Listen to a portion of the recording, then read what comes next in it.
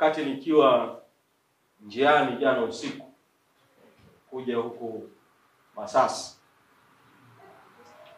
nikapewa taarifa kwamba kwenye mitandao ya kijamii kuna kauli ya msajili wa vyama vya siasa na kwamba amempa katibu mkuu wa Chadema wiki moja ili katibu mkuu atoe majibu juu ya barua ambayo yameandikiwa na mwanachama mmoja wa Chadema kuhusu uhalali wa kikao cha baraza kuu la chama tarehe 22 mwezi Januari mwaka 2025 kilichothibitisha uteuzi wa katibu mkuu wa chama, manaibu katibu wakuu na wajumbe wa kuteuliwa wa kamati kuu ya chama.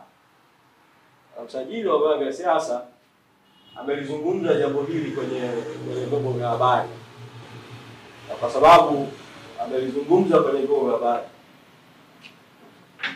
na mimi kwa nafasi yangu ya mtendaji mkuu, kabla hata haijafika hatua ya kuwasilisha majibu kwa waandishi kwake juu ya hayo ambayo ameshaanza kuyazungumzia kwenye vyombo vya habari, nataka niwahakikishie tu wanachadema na Watanzania juu ya hiyo tuhuma ambayo msajili wa vyama vya siasa ameisemea kwenye vyombo vya habari kwamba akisema kwamba tunapaswa tuwe tumepeleka majibu.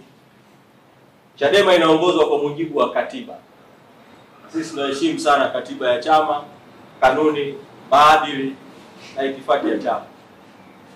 Ibara ya 6.22 ya katiba ya chama inahusu uhalali wa vikao vya chama, na ibara hii ina sehemu mbili juu ya akidi ya vikao. Hapa nitazungumza juu ya hoja ya akidi ya vikao. Sehemu ya kwanza ni ibara ya 6.22A inayotamka maneno yafuatayo: kutahitajika akidi ya 50% ya wajumbe kwenye kikao halali cha ngazi ya kawaida.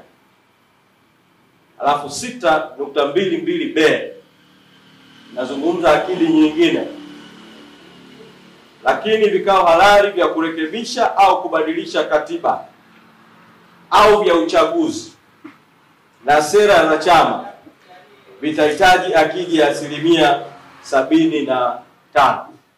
Kwa kuna akidi za aina mbili katika chama cha Chadema.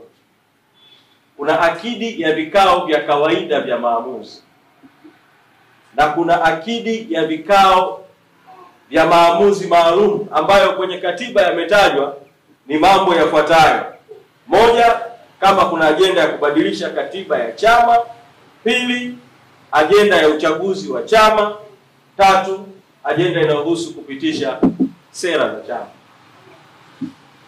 Kikao cha baraza kuu cha tarehe 22 mwezi Januari mwaka 2025 hakikuwa na ajenda ya uchaguzi, kwa sababu nakumbuka na hili nilieleza vizuri sana mbele ya baraza kuu.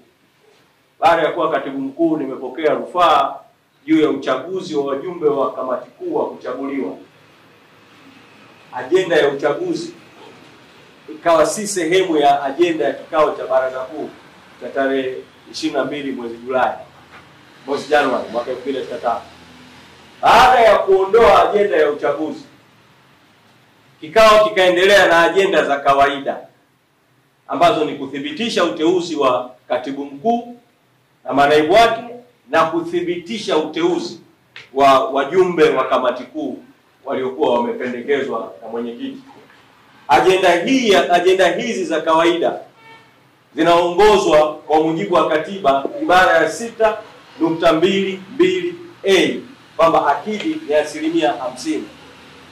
Katika kikao cha baraza kuu cha tarehe 22 mwezi Julai, idadi ya wanachama viongozi waliokuwepo, wajumbe wa baraza kuu ambao walisaini wenyewe, sio tu kwa kuandikiwa majina, bahati njema sana kwenye kikao kile cha baraza kuu kila mjumbe aliandika jina lake kwa mkono wake mwenyewe, cheo chake kwa mkono wake mwenyewe, eneo lake analotoka kwa mkono wake mwenyewe, nambari yake ya simu kwa mkono wake mwenyewe, na akasaini kwa mkono wake mwenyewe. Jumla ya wajumbe 234 sawa na 56.8 walihudhuria baraza kuu, na tunao ushahidi wa mahudhurio yao. Wanataka kuwaambia wanachadema na Watanzania, muwe na amani na muwe na imani. Mchezo huu haramu unaohusisha ofisi ya msajili na baadhi ya watu ndani ya chama, mbinu hizi haramu, nataka muwe na hakika tutadhibiti kama ambavyo tumedhibiti mbinu nyingine haramu ambazo tutakabiliana nazo kama chama. Na nilisema awali kabisa jambo hili lilipojitokeza kwamba mambo haya yanafanyika kutaka kukitoa chama kwenye ajenda kuu ya chama, na ajenda kuu kwa kweli ya taifa ya no reforms no election, bila mabadiliko hakuna uchaguzi. Kwa wanachadema kote nchi nzima na Watanzania, msikubali kuondolewa kwenye ajenda kuu. Tuendelee na mapambano ya no reforms no election, bila mabadiliko hakuna uchaguzi. Na kwa msajili wa vyama vya siasa, kwa kuwa ameamua kuzungumza na vyombo vya habari, ofisi yake imeamua kuzungumza na vyombo vya habari, msajili wa vyama vya siasa awaeleze Watanzania. Na sisi Chadema tunaheshimu katiba yetu, lakini msajili huyu ni mteule wa watawala, awaeleze Watanzania alikuwepo kwenye mkutano mkuu wa CCM wakati CCM inakiuka katiba ya CCM kwenye kumpitisha mwenyekiti wa CCM Rais Samia kuwa mgombea urais pekee, kwenye kumpitisha mgombea mwenza wa urais. Msajili wa vyama vya siasa alikuwepo, ofisi yake ilikuwepo kwenye hicho kikao. Awaeleze Watanzania ni hatua gani mpaka sasa msajili wa vyama vya siasa amechukua dhidi ya CCM na Rais Samia na viongozi wengine wa CCM kwa matendo yaliyofanywa na CCM Dodoma. Na msajili huyu wa vyama vya siasa, kwa kuwa ameamua kujitokeza mbele ya vyombo vya habari, awaeleze vile vile Watanzania na ajitokeze aseme ni hatua gani amechukua dhidi ya CCM baada ya msemaji wa CCM kutoa tuhuma za uongo na za hatari kwa kweli, zenye kuvunja sheria na kuzua taharuki, kwamba kampeni ya Chadema ya tone tone ya kukusanya michango ambayo Watanzania wote tunaomba muendelee kuiunga mkono, CCM imetoa madai ya uongo kwamba Chadema inachangisha fedha kwa ajili ya kwenda kununua virusi vya Ebola na Mpox na mambo mengine yanayoshabihiana na haya. Sasa madai haya ya uongo, msajili wa vyama vya siasa anafahamu kwamba nilikwisha mtumia hiyo video ya Amos Makala. Msajili ajitokeze mbele ya Watanzania aeleze amechukua hatua gani dhidi ya Amos Makala na CCM kwa kutoa tuhuma hizi za uongo. Msajili wa vyama vya siasa aseme mbele ya vyombo vya habari ametoa siku ngapi kwa Amos Makala kujieleza na hatua zipi ambazo amechukua juu ya Amos Makala. Kwa Watanzania wote nasisitiza kwamba tujikite kwenye ajenda kuu ya taifa. No reforms, no election. No reforms, no election. No reforms, no election. No reforms, no election. Tuna sababu nyingi sana za kusema kwa nini bila mabadiliko hakuna uchaguzi. Wakati nazungumza na nyinyi hapa kwenye mafunzo ya ndani, viongozi wengine wakuu wa chama wakiongozwa na mwenyekiti na makamu mwenyekiti wako kwenye mapambano ya jukwaani kupitia mikutano ya hadhara. Na nyinyi sasa wako kanda ya Nyasa, sisi tunakuja kuendesha mafunzo, maandalizi yataendelea, Mapambano haya ya mikutano ya hadhara yatafika vile vile kwenu kanda ya kusini mpaka kieleweke. Na si kanda ya kusini. Tutazunguka kanda zote za nchi hii kuwaunganisha Watanzania kwamba bila mabadiliko hakuna uchaguzi. Madhara ambayo tumekwisha yapata kama taifa kwenye chaguzi za ovyo, uporaji wa demokrasia kwenye uchaguzi wa vijiji na vitongoji 2019, uporaji wa demokrasia kwenye uchafuzi wa mwaka 2020, ubakaji wa demokrasia uliotokea kwenye uchaguzi kinachoitwa uchaguzi wa tarehe 27 Novemba mwaka 2024. Tumesema hali hii imetosha.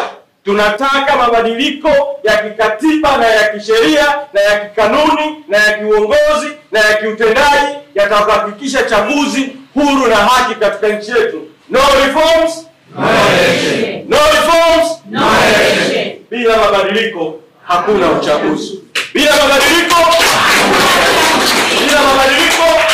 uchaguzi. Kwa hiyo msajili na wote wanaotumika, tunataka kwanza, kama ofisi ya msajili ingekuwa inazingatia sheria, inazingatia mamlaka ya ofisi ya msajili, ofisi ya msajili wa vyama vya siasa ambayo inajiita eti ndio walezi wa demokrasia, eti ndio walezi wa vyama vya siasa, ofisi hii ndio ingekuwa mstari wa mbele kuungana na Chadema katika no reforms, no election. Badala yake ofisi hii inatumika kama kichaka cha kuishambulia Chadema. Sasa sisi tutajibu mashambulizi.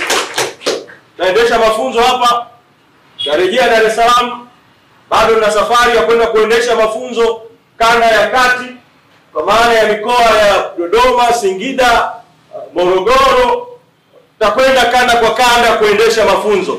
Lakini pamoja na kuendesha mafunzo, wakati tukiendelea na mafunzo, maelekezo, kukagua uhai wa chama kupitia vikao vya ndani, timu zingine zinaendelea na mashambulizi kupitia mikutano ya hadhara, pamoja na kuwa kwenye mzunguko huo mikoani. Lakini tuhakikishie tu wanachadema kwamba jitihada hizo zinazoendelea kufanywa tutazidhibiti kwa haki kabisa, kwa kuzingatia katiba, kanuni, maadili, itifaki ya chama na mwelekeo wa chama kwa ujumla. Asanteni sana, nimefungua mafunzo haya. Sitaki kutoa hotuba ndefu ya ufunguzi ili tujikite zaidi katika mafunzo. Kwa mafunzo haya yamefunguliwa rasmi. Asanteni sana.